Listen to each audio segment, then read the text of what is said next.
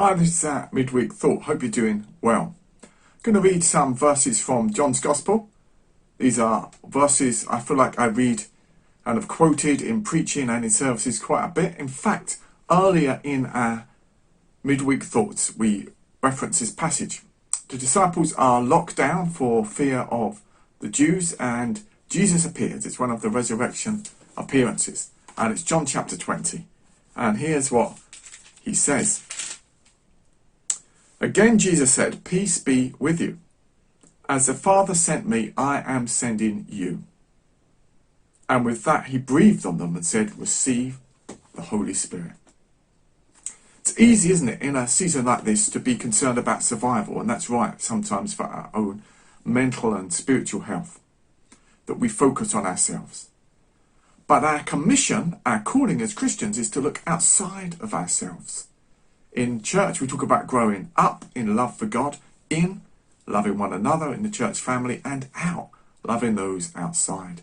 And here Jesus says we are sent, even in this season. It might look different, but we are sent as he was sent. How was Jesus sent? Well, another thing he says is this: I didn't come to be served, but to serve, to lay down my life, to give my life as a ransom for many. So who can we serve in this season, in different ways, practical ways? Who can we show the love of Jesus to? Jesus also came preaching the good news of the kingdom.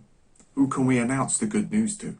Jesus came demonstrating in signs and wonders, showing the love and the goodness of God in practical ways. How can we do that in this season?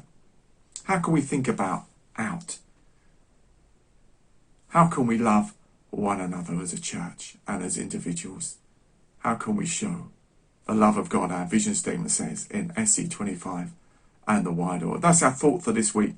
How can we begin to think a bit more about mission and being the people God has called us to be? Have a great week. We're back on our YouTube channel on Sunday, 11 a.m. for the premiere of our worship. It'd be great to see you then. God bless.